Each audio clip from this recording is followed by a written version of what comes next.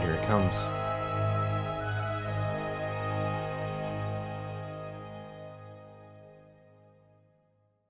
See how interesting this is going to be.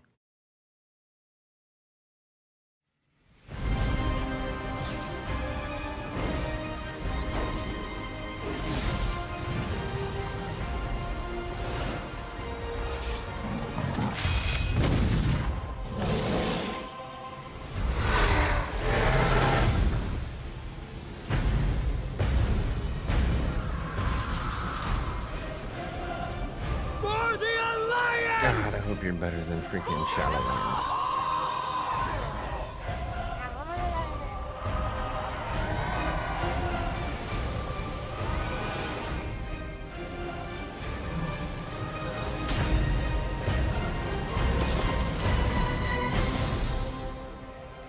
For Azeroth!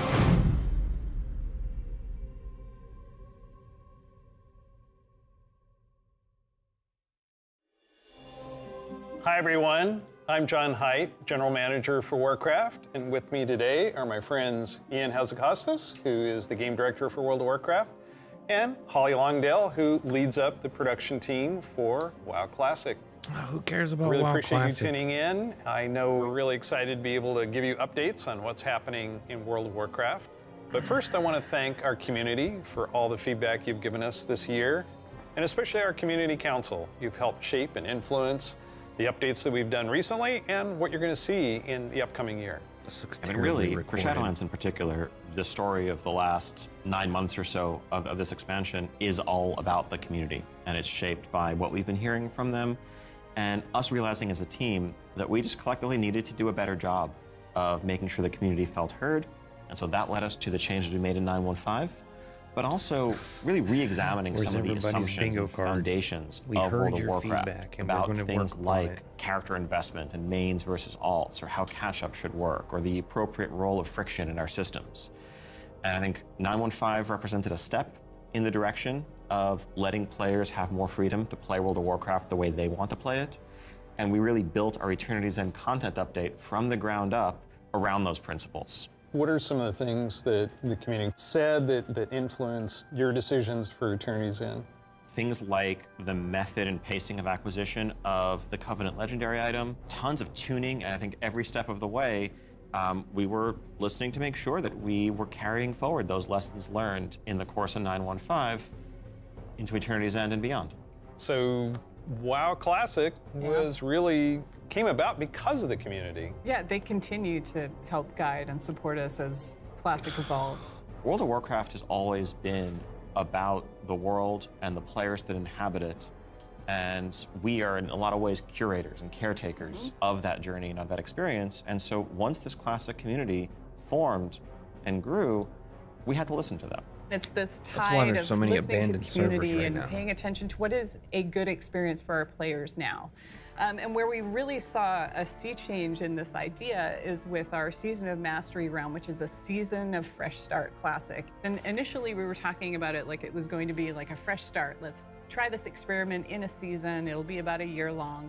And then when the community found out about it, we started seeing this upswell. Yeah, the team just took that idea and ran with it and turned, what started out as a small community project into this Soul of Iron system that became a centerpiece of Season of Mastery and a whole new opt-in hardcore mode that we've seen communities built around. Yeah. Lots of, thrilling victory and painful defeat. 5 hours. I made it 5 hours.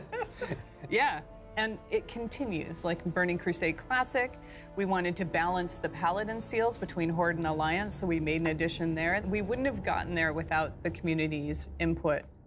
So, influence the community. You've got another update and pretty significant controversial change for this. Yeah, cross-faction play coming in 925. Which is on a public test realm now. As a big That's actually And really cross-faction. You're breaking with a 17-year tradition. Yeah, it's something. It was not an easily made decision by any means, and I think this is another one of those areas where really we try to take to heart community feedback and requests and ask ourselves as a team whether there's a way to accommodate such an earnestly held desire and still feel like we're being true to the roots of the game. I think players desire to play with their friends who might prefer a different faction, or to play with the faction that they more closely identify with, even though their raid group is elsewhere. It's really important for me. I play a lot of alts, and I love absorbing the story for each race, and having that ability to play with all of my friends across factions is fantastic. At the end of the day, the battle cry is for the Agreed. Horde. It's not against the Alliance. It's not death to the Alliance. It's about pride in one's faction. And I think there's a way to preserve that and even strengthen that while giving players the ability to make the same choice we've seen the greatest heroes make time and time again. I can't wait to do this. I'm seeing a lot of my friends that I never knew had a max level character in the other faction suddenly come out of the woodwork. And then, with these cross-faction groups, many of them are going to be diving into something new that we're doing to kind of cap off Shadowlands, a Season 4.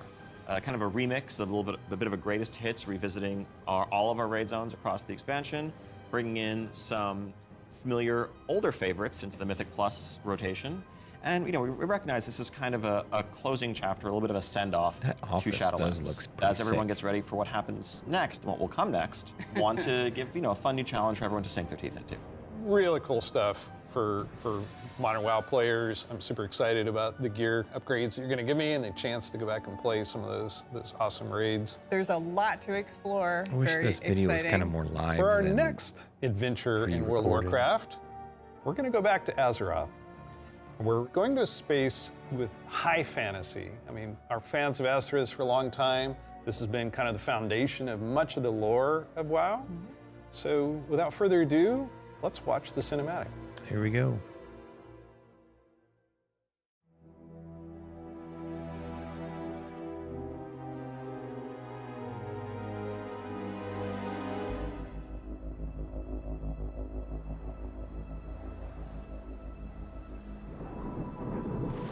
The world has been sundered. Look at that cinematic.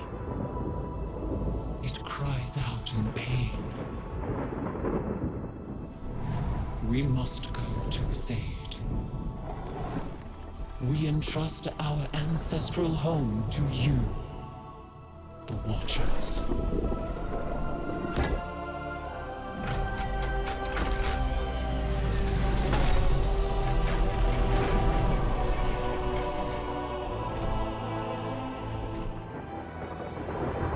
Let the land slumber, hidden even from our own eyes. You will feel our return. What? In the waking of the land. Then, you must light the beacon of Tearhold, lest the path home be lost to us forever.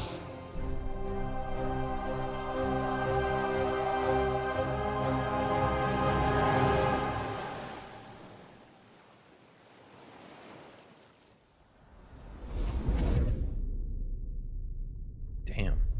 It's been a few years.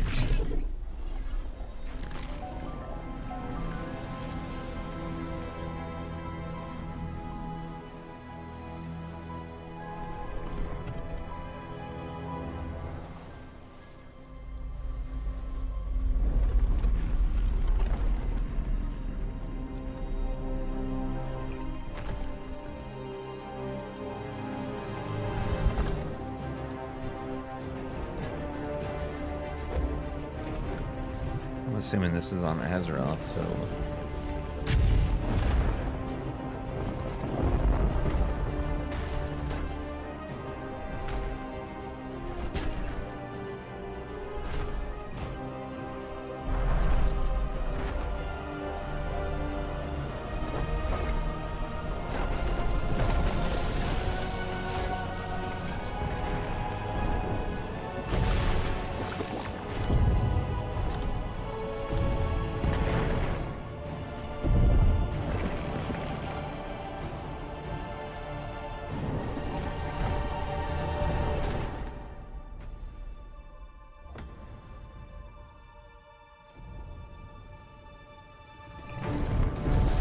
all your stone boys are dead.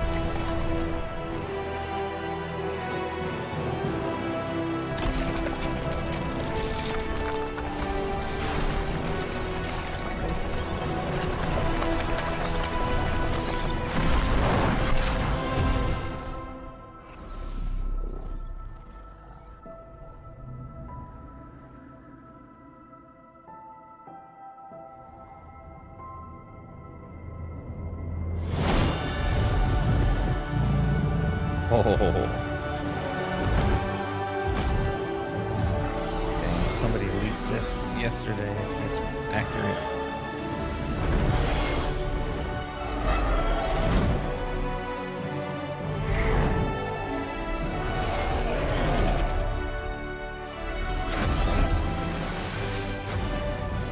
The world is healing. But her fate is yet uncertain.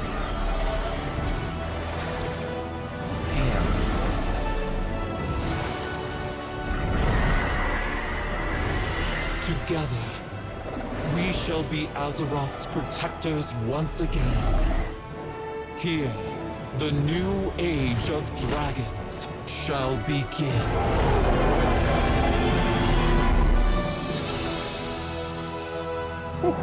Just like the leak announced. Pretty sick. Dragons! Dragons. This is so cool. No one saw it coming. No one saw it coming. Carefully kept secret. But seriously, I mean, what did we just see there? The awakening of the Dragon Isles, the return of dragons, the dawn of a new age. Right, we've seen Rathian searching for his father's legacy, searching for the Dragon Isles. There's a reason why he hasn't been able to find them. Dude, that guy needs until to now. come back. The beacon going off, is that summoning the dragons? It is removing the concealment that had hidden the Dragon Isles from the world, but also beckoning the dragons back urgently in a time of need. I assume pretty good variety of locales within the Dragon Isles. Yes, the Dragon Isles, as kind of standard for WoW expansion, consist of 5 zones, 4 standard leveling zones, and a new starter zone that we'll get to in a second. Can you talk a little leveling bit about zones. how the team found ways to thread the dragon aspects throughout the environments? The Dragon Isles are a place that is lush and primal, bursting with elemental energy. As Azeroth herself reawakens, those primal forces are expressed throughout the environment, whether it's magma activity, volcanic activity, whether it's the icy wastes of the Azure Span, and each one of those has a connection hoping to not to a go to dragonflight that 70. we've seen before. And it's going to be an amazing place for players to arrive at and explore. All right, you know I'm going to ask. Yes, okay, so Can I be a dragon? let's start getting into some features here and what Dragonflight means for you as well as just a place. So first off, yes, we have an all-new playable race, the Drakthir race. Yeah. This is a draconic race, but dragons in Warcraft have the ability to take on a humanoid form. What classes can they be? They have unique abilities as literally a dragon. That doesn't quite fit any of our existing classes. And so what we're doing is this is not just a new race, but it's also a new class. Adding a new race to World of Warcraft, and not just an allied race, is something that we don't do lightly. But telling this expansion, this story, so focused around dragons, New race felt like class? the perfect time for it. Oh. So if you were a Drakthir, you will be the Evoker class. Drakthir can only be Evokers, Evokers can only be Drakthir. And the reason why only a Drakthir could be an Evoker is that an Evoker is really combining the ability to call upon the magic of the different aspects with the unique physical gifts that a Drakthir has, the ability to actually take flight and do an Onyxia-style strafing deep breath over the battlefield, that's land sick. on the other side, knock everyone back with a wing buffet, and then unleash your magical abilities. Yes, please. The Evoker has two specializations. They're a hybrid of either range DPS or healer, and they wear mail armor. We figured, with the new hero classes we've added over the years, Good, we have enough finally. melee, we don't need more of those. And also probably don't need any more leather wearers. The raid leaders are going to love you for that. Exactly. This is definitely a hero class. And so that means that, like the Death Knights before them or Demon Hunters, they will be starting level 58, and then they're going to have a new starter zone. So they're going to have a slightly different journey into the Dragon Isles as opposed to the rest of us that are sailing there from other parts of Azeroth. Can you talk a little bit about the customizations? Like what is going to be able to identify my Drakthir character? Basically anything and everything. Skin color, hair color, jewelry, tattoos, other adornments. You can Damn. make this character the expression of your identity in Azeroth. New zone, new class, Yep. new race. Damn, that Tell looks us sick. about some of the system updates or features. Of course, the new expansion brings with it, new systems, new features. I think in recent expansions, one of the things we've tended to do is really have these deep features that were closely tied to a specific expansion that would then get left behind as we moved on. And we've heard loud and clear from players that, it's kind of a bummer to start off every new expansion by leaving a large part of your character behind, by leaving a large part of your progression behind. So this time around, what we're doing is really pouring all of our energy into permanent revamps, overhauls, and improvements to World of Warcraft's core systems. Things like our progression systems, in this case, our talent system is something that we want to completely revamp. We want to take a look at our UI. We want to take a look at professions. So with the talent revamp and the arrival of Classic, did you learn anything about how our talents work? I think seeing a new generation of players play with those talents and work through those talent trees really underscored some of the things that, frankly, we Please lost bring back when old we talent shifted trees. to the Mists of Pandaria style talents and beyond. A big piece of that was some of just the granularity, the feeling of getting a level and spending a point to customize your character to make yourself a bit better in some specific way. But also, that sense of hybridity that you could have. That's something that we've largely lost. And so the new talent system avoids directly pitting player power throughput choices directly against those sort of utility hybrid choices, because we know that there's always a right outcome there. And we also understand that there's a lot of strength in the flexibility of the modern talent system to let players customize their talents for a particular encounter or for dungeons versus PvP, and we don't want to lose any of that. So John, UI? Oh my God. Yes, I got this 30-inch monitor trying to keep track of where I am on the map, all my buffs, and over here, what's going on in chat. It has literally made my eyes go like this. So, You're not alone in that. We've made a lot of incremental changes and additions over the years, but really this is a revamp, this is an overhaul. And so we're excited to really modernize the look and feel while staying true to the origins of World of Warcraft. Now at the same time, we're not looking to take away the sort of power user customization there. Add-ons are still there if you want them, but we want a much better default out-of-the-box experience for all players, new and old alike. and can I reduce elements, remove elements, if I want to explore the world and see the beauty of Azeroth? When it comes to specific elements, as much as possible, we want to let players choose what to show and what to hide so that they can control it themselves. You That's pretty mentioned good. professions. I have a critical question about this. Go on. Can I wear a chef's hat? Yeah, I knew it. Our approach to professions in Dragonflight is really all about delivering on fantasy and identity as a crafter. And so if you want to be a serious blacksmith, if you want to be a great leather worker, we want to deliver the ability to invest time and energy into that, become a master crafter, be able to make items that are in demand, interact with the community. One of the big pieces that we want to do to support that is a new work order system to have a bit more convenience than just spamming trade chat all day. But if you are someone, you're not yourself a blacksmith, but you have a bunch of mats and you want them forged into a great sword, you can put that work order up, list your mats, offer a commission, and a skilled sick. blacksmith can come along and make you the weapon of your dreams. I think we left out one thing, though. You can be a Drakthir, go to Dragon Isles. Can I have a dragon? What's the fantasy of dragons if not soaring over the lands? And so we're really excited to introduce a feature that we're calling dragon riding. It's dynamic with everything from momentum to dive bombs, the ability to just sort of build that speed up and feel the world rushing past you in a way that should be much more exciting than traditional flight that we've made available in the past, but that's also available for players through a customizable dragon mount right from the start. Level. So this is a skill you learn over time, right, to become an awesome dragon rider?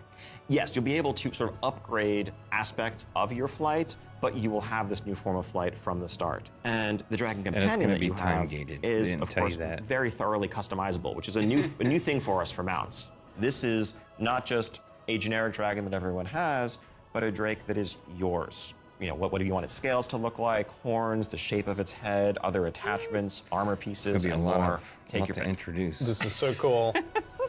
So the Dragonflight expansion is going to see players leveling to 70, going to the all-new continent of the Dragon Isles, which consists of 5 zones, 4 standard leveling zones, and a new starter zone for our Drakthir class, as well as a range of systems revamps, such as a new talent system, an overhaul and update to our UI, and an entirely fresh look at professions with more depth than ever before.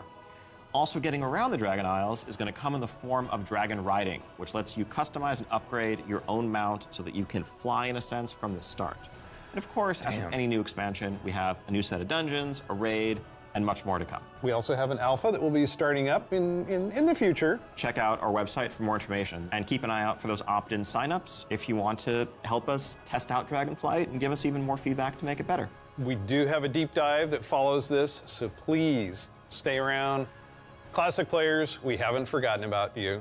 You could probably guess where we're gonna go next. One of the all-time favorite expansions for World of Warcraft. Let's watch the cinematic. Why? We already know what it looks like.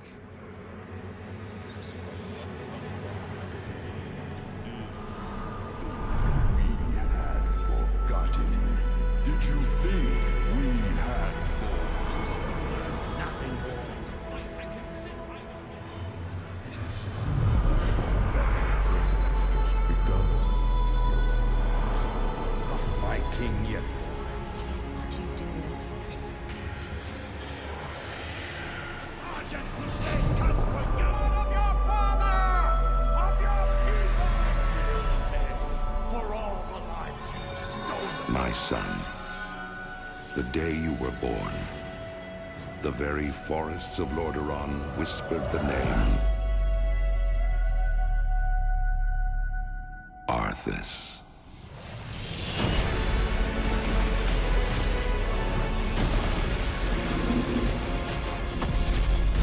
When my days have come to an end, you shall be king.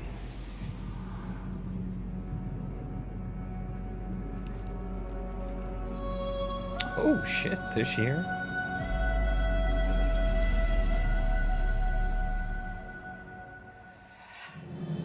It's just incredible, isn't it? Every time I see the cinematic, I get chills. No pun intended, I get chills. As you saw, Wrath of the Lich King Classic is coming this year.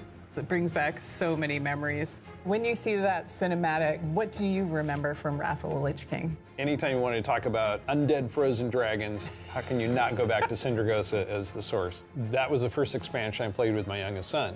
So I can remember on that platform, black goo and chunks of ice falling off and having to repeat that battle with the Lich King. But when we finally downed him, it was such an incredible moment. He jumped up out of his room and I jumped up out of my office. We're like, yeah, did it. So it's a very lasting tale for me.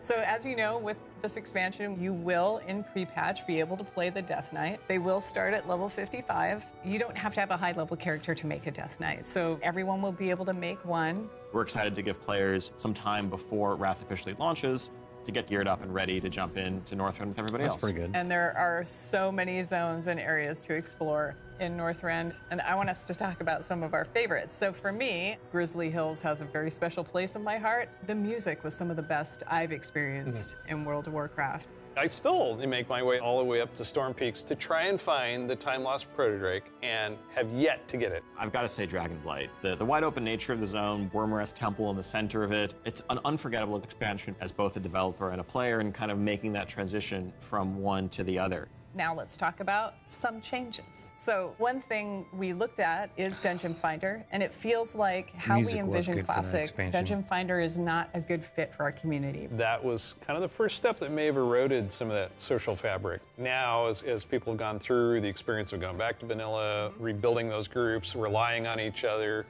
not wanting necessarily a random participant just to show up and then leave. Yep. Yeah, that makes total sense. But today, you can do that in Shadowlands. You'll be able to do that in Dragonflight. It's a self-selected group of people who specifically want that different experience. Yes. Let's make sure that's what we continue to give them. That leads right into arena teams in Burning Crusade Classic. So we listen to the community and we remove that because individual rating is preferable and a better experience for them than arena teams. Also, with Wrath of the Lich King, Barbershop, which allows you to customize your character. We're going to be adding a few more options that were not existing when Wrath launched, but also there's another side of this where we are not going to charge a real money fee. It was a paid character customization fee, right? Yeah. It seems the right thing to do that just be available in-game for gold and we add more options to it, right? It's sort of like spell batching in a sense. There's a lot of technical advancements, and it's not about the philosophy of what makes Classic classic and what brings people together. It's just what's the better experience, and let's not artificially restrict something that we can provide a better version of just for the sake of nostalgia. And we're happy to say this is one of those cases. So, Wrath, the level cap's being increased to level 80, so we'll be introducing a level 70 boost so that players who want to get in with their friends or just explore Northrend right away will face be able to looks, do that. looks You like- can't apply it to yeah, a Death they're not Knight, gonna like but you will that. be able to use it otherwise. And of course, we have Inscription, a whole new profession, so we're really excited about that. Yeah, and as we continue this road to Wrath, we're going to be looking to getting a lot more feedback on beta, Inscription. and we'll make changes as we need to. Such an exciting time to be playing World of Warcraft. We have the return of the Wrath of the Lich King for Classic fans, and thought taking this Inscription somewhere came new out with with Vanilla. Dragonflight. We're so excited to be able to bring these adventures to you. Don't forget, there's a deep dive on Dragonflight where you're going to get a lot more information. Thank you so much for spending this time with us, and we'll see you in Azeroth. And we'll see you in Northrend. And in the Dragon Isles.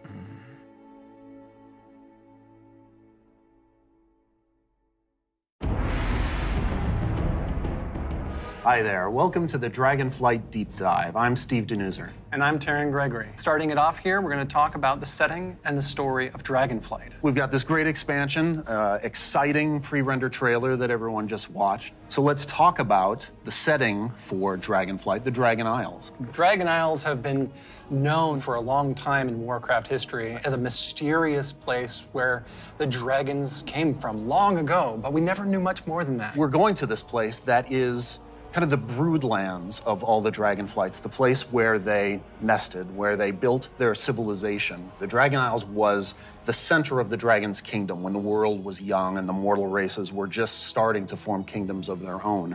But when the Legion invaded for that War of the Ancients, that sundering that resulted from the explosion of the Well of Eternity. Literal, broke the world. literal sundering of the continents of Azeroth. And because of the breaking of the world, that magic kind of drained away and the land went dormant. So they had to leave the Dragon Isles behind. And as we saw in the pre-render, they left behind some Titan Watchers to look over the land. And when someday they hoped that elemental energy would resurge once again and draw the dragons home and reestablish their kingdom. And that's when the message goes out to the flights and they feel it in their bones. Now it's the time for the sky to light up with the colors of the aspects once again, and for Alex Straza and the others to come home. But the land has changed a lot in all these thousands of years they've been away, and some very old threats have awakened as well.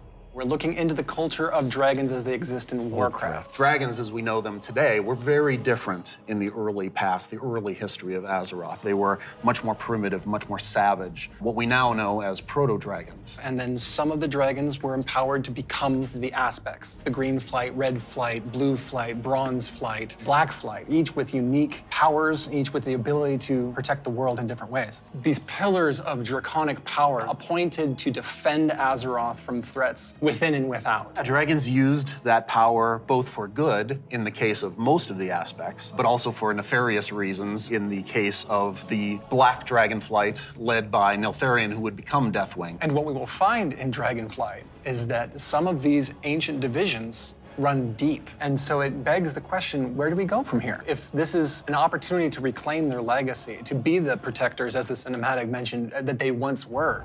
To do that, they're going to need the help of our heroes, our players, to come to the Dragon Isles with them and face some of these reawakening challenges, because it's not just that this land is peacefully waiting for the dragons to return and reclaim it. There's those old enemies that have awakened as well. Yeah.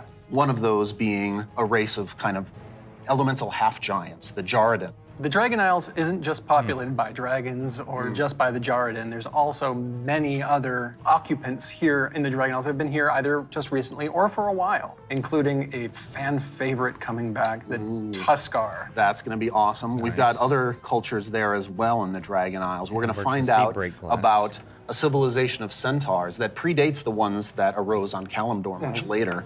And some of our favorite characters that we've seen over the last few expansions, such as Rathian. And whether he's ready to step up into a leadership role, or if there are other alternatives out there that would be better suited to the job of being the aspect of the Black Dragonflight. I think one thing the players are going to be really excited about this expansion is the new playable race, the Drakthir. That's right. And this is something that Neltharion, before he was Deathwing, before he went full crazy world dragon, that he put into motion? Neltharion saw those primalists that were kind of breaking away from the aspects and what they wanted. And so in those first experiments, he took the essence of dragons, their strength, their nobility, their wisdom, and he combined it with that scrappiness, that adaptability that the mortal races had. And he wanted to use that to create the ideal soldier in his mind, the Drakthir. Exploration is really one of the key themes of this expansion. We're going to be going to this ancient place that the dragons left behind long ago. So we've made these huge zones with all kinds of places to delve into and find little treasures and little secrets tucked away. It's gonna be a lot of fun for players to be exploring these landscapes. And there's so much architectural history and how clearly aspirational was the kingdom of the dragons and how it lost so much. And the themes of trying to return to that, to try to find your legacy, to try to figure out who you were before everything went awry. But there's questions, thematic questions of what does it mean to be true to your legacy? Are we going to repeat the mistakes of the past? The dragons have had to learn those lessons just like the mortal kingdoms have had to. And I think that's one of the reasons why the dragons see this now as the time that they have to return and they have to step up once again as protectors of Azeroth. We're helping the dragons because the dragons have helped us in the past too. So by using the Explorers League and the Reliquary together, that allows us to delve into some of that history. And when I look upon the Dragon Isles and all of its visual splendor, I get so excited for the prospect of a truly Azerothian adventure alongside Kalecgos, along with Rathian, Ebonhorn, with Ysera's daughter Marithra, as each one of them is trying to find their own flights. I am taken by the exploration and the potential for adventure and just new horizons within this world. There's going to be old stories from that time past, that history that only the dragons knew for the longest time. We're going to be able to explore that. It really feels like just a breath of fresh air. So now we're going to turn things over to some of our colleagues who will take you on that deep dive into the locations and the features of Dragonflight. Yes. Hello, I'm Stephanie. I'm Josh. I'm Jackie. And I'm Gary. And we're part of the teams that are building the first two zones that you'll encounter in the Dragon Isles, the Waking Shore and the Onaran Plains. The very first zone in Dragonflight you're going to come to is the Waking Shores. It's wild, untamed land. It's waking up around you too, and the elements are just going crazy. The art team again has hit it out of the park. You'll see like a lava mountain flowing in through the beach, giant proto-dragons swooping down, gobbling up members of your expedition. We have such rife opportunities to show elementals rising up because of the crazy magic that's flying around. The one of the things I love is just how you get to the Dragon Isles, right? So you're gonna get on your boat in Stormwind or Orgrimmar, and the first thing you do is sail between like the dragon ruin architectures. The boats come Just right like alongside each other. You can jump from one boat to the other and just start causing havoc on the other faction's boat. For those who love PvP, this is a great opportunity for war mode. It's free for all out there. It's gonna be great. But it's okay. There's an innkeeper on the beach, so that if you're in that situation and you don't want to be in war mode anymore, you can just hop out right there. The Reliquary and the Explorers League are working together. The Horde and Alliance are sending an expedition together. It's not the military, it's not the soldiers. This is the scientists, the settlers, exploring this new land. So it's a lot more optimistic tone. One of my favorite things about the Waking Shores is the Red Dragonflight, led by Queen Alexstrasza, the Lifebinder. They have the mandate of nurturing and protecting all life, which means Horde and Alliance, Gorloks, trolls, everybody. So they take that duty seriously. When the Horde and the Alliance come to the Waking Shores, they want to be there to help guide the people through the new land and welcome them. But they're not the only one in the Waking Shores. We have the ancestral home of the Black Dragonflight there too, which has fallen on tough times since Deathwing's descent. And so Rathian's coming over to the Isles with us, and he's gonna try and come to terms with the state of the Dragonflight, which is a few loyal Draconids and Dragon Spawn trying to hold their ground. What can the future of the Dragonflight be if it's just Rathian? Because it's not just the dragons that are coming back to the Dragon Isles, but also their longtime rival, the Jarden. I love the Jarden so much. They're half giants that wield the power of magma, and when the Waking Shores and the Dragon Isles went to slumber, they also slumbered. They're back now, and they are ready to raise chaos. Yeah, they're massive. They're riding giant lava mammoths, parading around, just stomping on your face. And they were the enemies of the Dragonflight for so long. They fought against the Red Dragonflight, hunted dragons down, and they're really taking this opportunity to rise up. As the Red Dragonflight have the mandate of nurturing life, they don't want to just stomp out the Jarden completely, but they want to make sure that they don't have the power to affect those around them negatively, to make sure they don't go on a rampage and destroy the ecosystem that has been created here. And so those are awesome things in the Waking Shore, but Steph, there really is only one right answer for the best thing in Waking Shores, right? What? This is true. Ducks. We finally have those webbed feet hooligans in our game. We cracked the technology. They We've got them figure in. it out. They Yep. can fly. You should be proud. Thank you. It's gonna be awesome. The Onaran Plains come right after the Waking Shores. It's so breathtaking at first glance. The Onaran Plains are big, wide open plains, and the player is going to be constricted a little bit, and then you see this big contrast of a zone. We don't always get that opportunity, that cinematic moment where the player can have a framed view when they see this area. Come out and you got that postcard shot love of that. the plains. And then you see this giant fire proto-dragon breathing fire and a herd of centaur like harpoon down the proto-dragon and crash into the ground. And the first thing you get to do is go help them kill the proto-dragon. Like, how cool is that? Who is Onara? Onara is the wild god of the wind. And she's appeared before as like this big spirit eagle. She's the one who guided the centaur to the Dragon Isles many, many years ago. She blessed them, took their caravan across, and then showed them the plains. How fun at the beginning of this expansion was exploring the culture of the centaur. The centaur are these mighty, awesome hunters that, back when they first came to the Dragon Isles, they fought the green dragons all day long. Eventually, they realized that we're strong, you're strong, maybe we should stop decimating each other's people.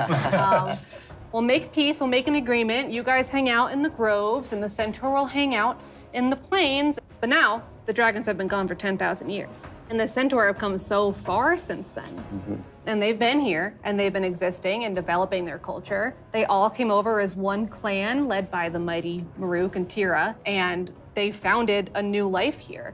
So if you want to get across, you have to follow their rules and their traditions. You have to earn their trust. You are the first outsiders to come in generations upon generations. Rep grind. The Centaur might rule the open plains, but the green dragons make their home in the groves. And those groves are absolutely gorgeous.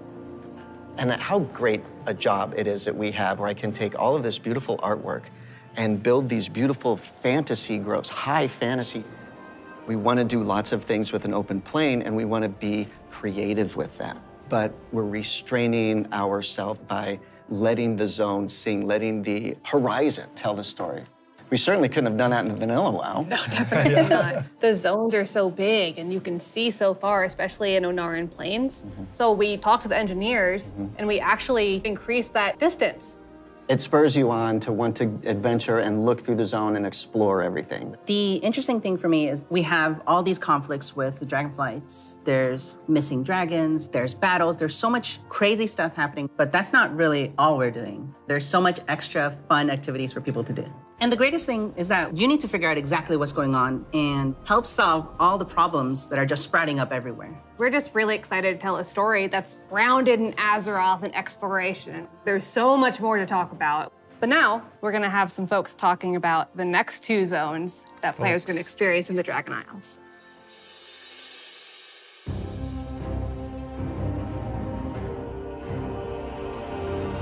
Hello, everyone. My name is Kate. I'm Christy. I'm Kate. I'm Sean. We're going to talk today about Valdrassus and the Azure Span.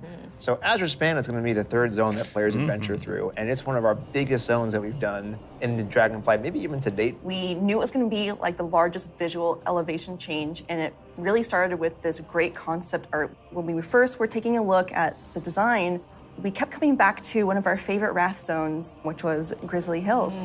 And we really wanted to take that, but wowify it more.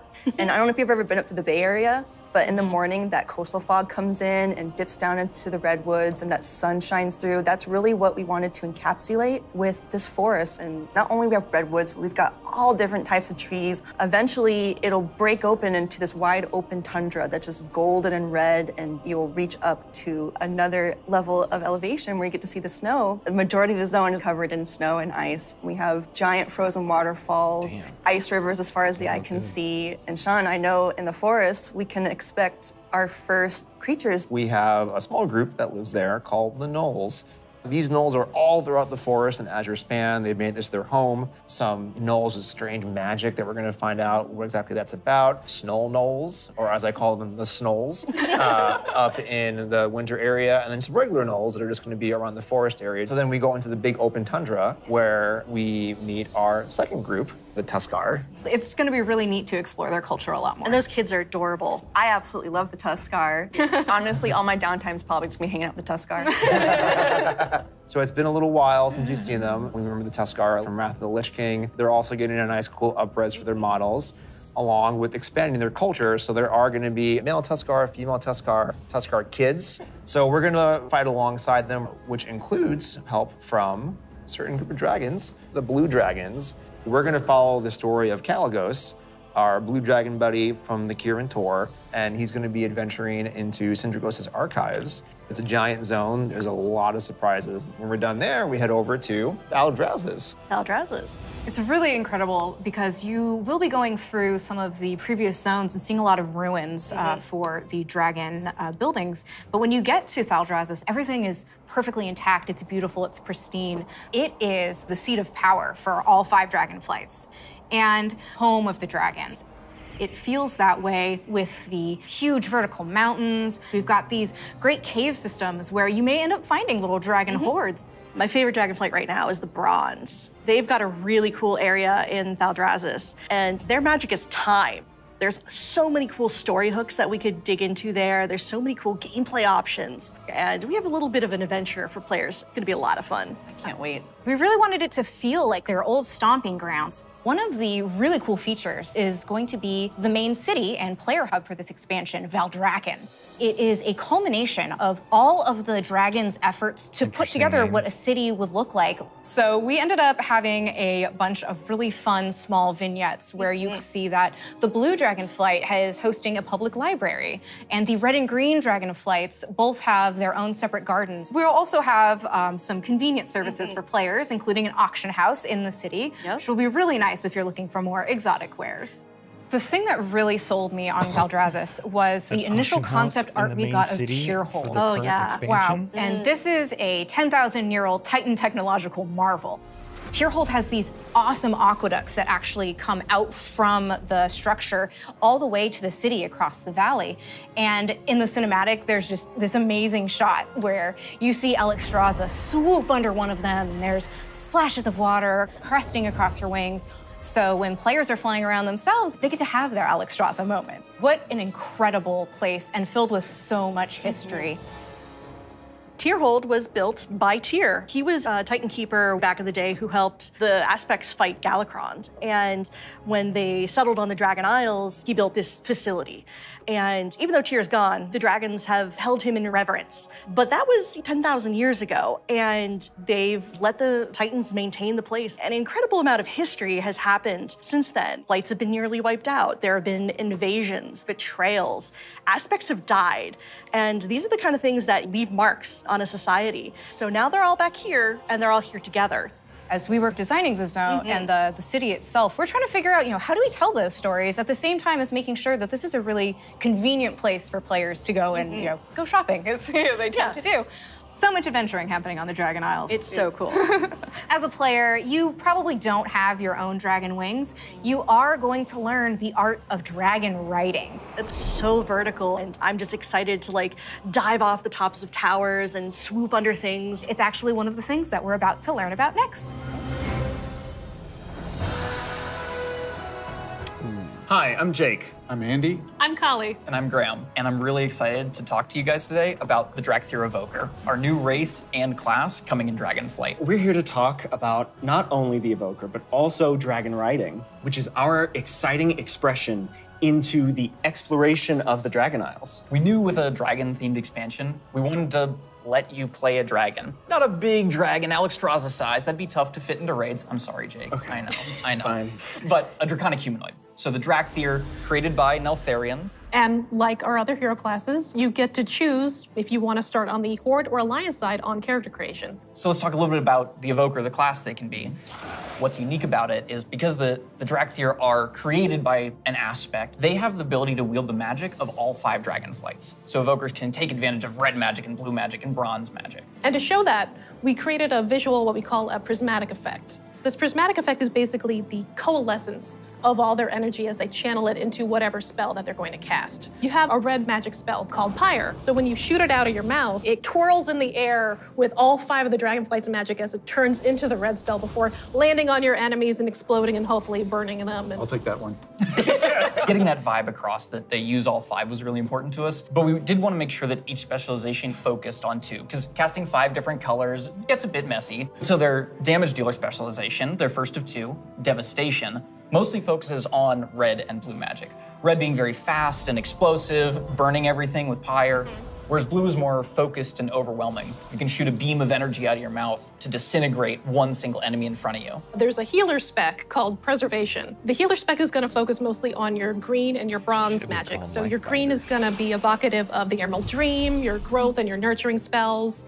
And then you have your bronze magic, which is going to be more timey-wimey. So you get to heal a wound faster. So in addition to the visuals and the animation, which all make you feel very powerful, we really wanted the player to have a physical connection to the cast. We have a new type of spell called Empower, where when you actually hold down the button on your keyboard, it charges up the spell. The longer you charge it up, it might do more damage or hit more targets depending on the spell, but it gives you this really physical connection and control that's new for World of Warcraft and I think is feeling really, really good. We have some great animations. Thank you, Andy, your team. You love it, Andy. You feel physical when you're casting your spells. You can actually fly around the battlefield and cast while you're flying. Raining fire and death from above. It's great. In addition to the gameplay, though, another part of feeling draconic is looking like a dragon. Well, we talk about dragons breathing fire, but you know what's actually fire? What's actually These fire? customizations. Oh my goodness. But no, they're really, really They're cool. awesome. Because you have both your draconic form and your humanoid form. And the customization options for both of them are amazing. They're very good. What about color? Just tell me you tell can us about the change colors. color. You can do a lot of matching. So your visage form can have scales that are the same color as your Drakthir form. But my favorite, super favorite part of customization for the visage form, hair. Yeah. Because I can actually do this in game. Yeah. The tech is here. We finally did it. As players make their way through each of the areas of the Dragon Isles, they'll partner up with the Dragonflights to move through the air as they've never done before. You'll notice I did not say flying, because flight has a very specific meaning for World of Warcraft. Yeah, it does. And we're talking about something new called dragon riding. And as the players are honing their dragon riding skills, they're going to get to see all new animations that go along with the different look and feel of the drakes. We're aiming to shake up movement with this new system, providing players with a deeper immersion with forces like momentum and gravity. We knew that for Dragonflight, we were going to have the opportunity to show players a whole new set of Dragon Isle drakes, completely unique from all the other things they've seen in World of Warcraft. And so we wanted to come up with a movement system that would add that sense of physics, weight, and gravity, like you were mentioning. We knew it was going to take a huge team effort, not just animation, but it was going to take effects. It was going to take the engineering team, who we rely on heavily, and that combined with some new animations really helps to lend that feeling of physics as you move through the air in ways that you haven't before. And the icing on the cake is going to be some really cool effects that we've added on top of all of that. So for example, when you start hitting maximum velocity, you're going to see contrails coming off the edges of the wings. And then as you do your rolls and spirals, you build up more and more speed. There's going to be some screen effects on the display to indicate that you're reaching maximum velocity, which really adds to the overall kind of immersion and sense of reality. As players make their way through the Dragon Isles, they'll discover new cosmetic options to fine-tune their Dragon Isle Drake's appearances. Things like snoots, horns, tails, elusive Dragon Isle Drake armor, and more. Can I have spikes? Definitely. Okay. We want to provide players with all new skills to play with, as those who can use their momentum well can reach higher and higher heights, and bring on new, more difficult challenges. We just have so many new gorgeous options to choose from, and I'm just so excited for all of them. I'm excited for the whole thing. I mean, it's been a lot of fun to work on, but I can't wait to actually get in the game, play it with you guys. I can't wait. I can't wait to fly around Dragon Isles. This is gonna be great. Next up, you're going to hear about the talent revamp and the UI changes coming in Dragonflight.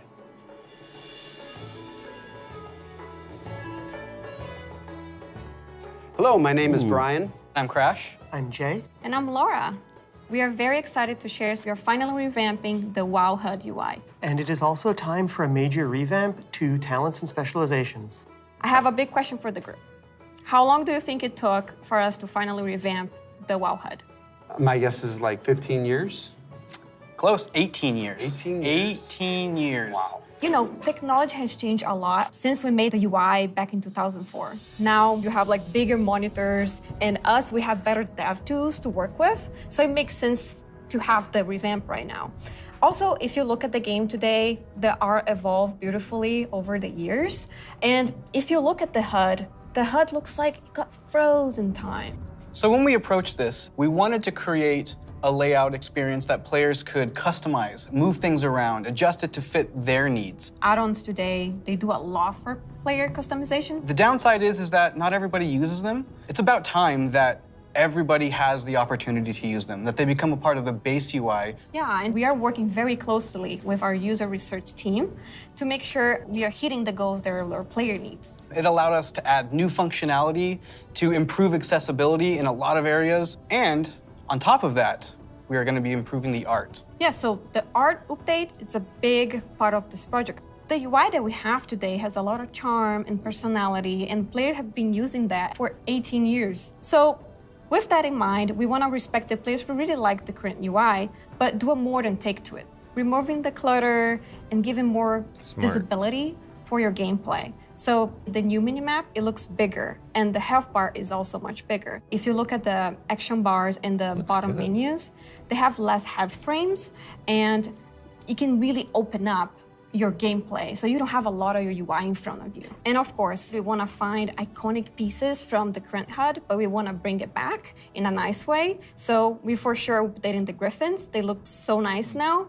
And the Horde, don't worry, we got you. We're going to have your version as well. So let's talk about the edit mode. We are putting a mode in that will let players move various HUD elements around on the screen. So I'm able to move the mini-map, say, from the right corner all the way over to the left corner. If I want to bring my action bars from the bottom and kind of put them more in the center by my character, those are all things that I'll be able to do? Absolutely. And each of those different components will have various sets of options that you'll be able to work with. They'll be able to save it, edit it, copy it, name it. Also, it'll remember which spec you're in. So if you're someone who jumps around a lot, as you switch, it will switch to whatever HUD layout you have for that spec. This is an ongoing project. We're going to keep working on it. So we really want to hear back from you. A project that we're all excited about that we've been collaborating a lot on is something that's pretty UI intensive, and that's the talent system. It hadn't changed in a long time, like you said before. Right. And we really started with, how can we have players have more choice over what their character has? As you level up, we give you a new spell or a new ability, something that kind of makes you stronger, but it's determined by the designers. We decide the order. Yeah, we started looking for a system that would give players a much wider set of options. And after looking at all those things, what we really returned back to was the idea of trees. But it's actually two trees. We have a class tree that offer different class utility, and then we have a spec tree that is focused on performing your role, whether that's damage, tank, or healing. Can I just jump in and say that I personally am super excited about having trees come back. There's a big nostalgia hit for me. As we said, we have these two trees because we feel like picking a specialization is a really important part of your World of Warcraft character now. And so we want to make sure that when you choose that, it kind of affects the tree in some way. Yeah, as soon as you open your talent tree, you'll see something new.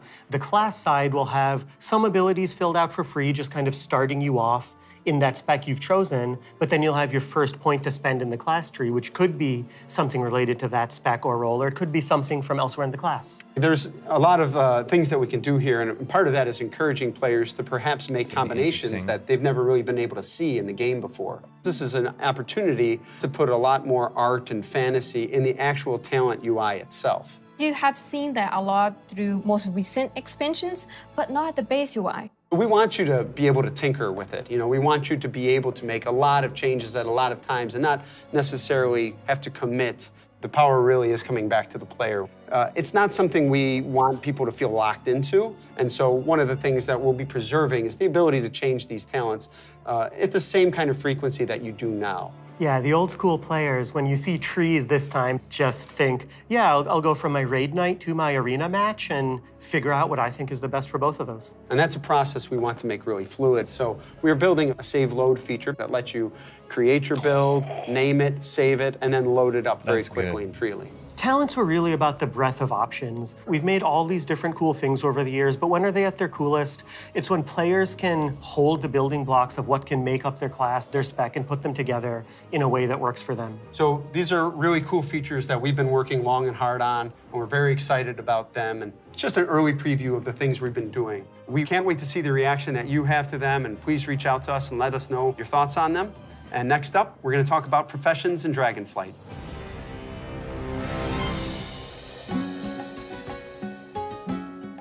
Hi, I'm Joanna. And I'm Eric, and we're going to talk about our plans for professions in Dragonflight. Professions have been a staple of World of Warcraft forever, and they've seen lots of really cool incremental updates over their life. But for Dragonflight, we want to do something a bit different. We really want to rethink professions and figure out how to make them part of your identity as a player, if that's what you want. We really want to make sure that professions feel fun and relevant across all levels of gameplay. That brings us to our first update, something that we're calling crafting orders. If you want to have something crafted for you, but you don't have the skill or the right profession to do it for yourself, you can have it crafted through a crafting order. You can basically browse any of the recipes that can be crafted, pick the one you want for yourself, and then you include some or all of the reagents needed for the recipe, including ones that only you can get your hands on. You can find someone in person to do it right in front of you for you, or you can also go to an NPC and using an auction house-like interface, send the order out. If you're doing this, you can pick, do you want to send the order to anyone, sort of a public order, or do you want to only send it to your guild? or to a specific other player. Maybe it's a friend who you know will be able to craft the item really well for you. If you are really dedicated to your craft, you're gonna be the best at what you do. One of the coolest things about this is the item you had crafted can also be soul-bound. In the past, you could only get your hands on crafted soul-bound items by having that profession yourself. Now anyone can have them crafted for them, which is really neat and really expands the number of items that we can provide that are really powerful because everyone can have them crafted through the crafting honor system. This is also really cool because it means as a crafter, you can start building your client base. People are gonna come back to you to get certain items. Maybe you're the best at making it, or you always throw in a little something extra. You're also gonna be leveling up your profession. It's gonna be really great. So the first time you go to craft, you're gonna notice a lot of different things, but probably the biggest is the introduction of quality, both to your crafted items and your gathered reagents. Quality works in a pretty simple way. If you craft something that's a higher quality, it's just gonna be better. For a piece of gear, that probably means a higher item level. If it's, for instance, a potion, that might mean a more powerful effect at a higher quality. And we're doing a lot of new things in the UI. We've put a lot of work into it to make sure that the professions feel really special and unique. And another thing you might notice in the crafting UI that's new is the introduction of stats, specifically to your professions, both crafting and gathering. And this is another sort of major input into quality. Probably the biggest source of your ability to craft items at a higher quality is through crafting specializations. We've had crafting specializations in the past, as far back as original World of Warcraft. With Dragonflight, you can go out and earn specialization points in a whole bunch of different ways. So maybe you find an old book on a bookshelf in a ruin somewhere, or a hermit in a cave who can teach you a little bit about your profession. So let's say you're a blacksmith. You might decide that first you want to become an armor smith. And the more points you spend in armor smithing, the better you're gonna get at crafting all armor. This also means that if you specialize one way, other people in your guild may specialize in a completely different path. So this means that your guild could have several top blacksmiths and everybody is providing something unique and valuable to the team, which is really cool. Now that reminds me of another update. We're actually adding crafting tables to all the different crafting professions. We're gonna take those and we're gonna put them all in the main city of Valdrakken. And you're gonna go in there and you're gonna get to see all the different players crafting their items at their cool crafting tables. Yeah, it means you're gonna walk into the city and you're gonna see like all these alchemists huddled over here, and you're gonna see all these blacksmiths over by the forge. There will be other players filling orders or grabbing orders. There's gonna be a whole new crafting area that's gonna make you feel really part of the world. It just seems like a much more lively area than it has in the past. What I'm most excited about though is the gear. We're introducing new types of gear for every profession. And when you go to say mine a node, you're actually gonna just switch into that gear. It's gonna be really great. That is cool. You're not gonna have to carry that stuff around in your backpack anymore. There's actually gonna be dedicated slots for each of your pieces of gear. But I'm a numbers guy, I love progressing. All pieces of profession gear will have those special stats that we mentioned before on them. And as you get your hands on better versions of the gear, it's really gonna help you get better at your profession. I can't wait. Thank you for tuning in to the Dragonflight Deep Dive. You've heard a lot about the content and changes coming in Dragonflight, and we've got a lot more in store for you in the coming months. Until then, we'll see you in Azeroth. No classes updates.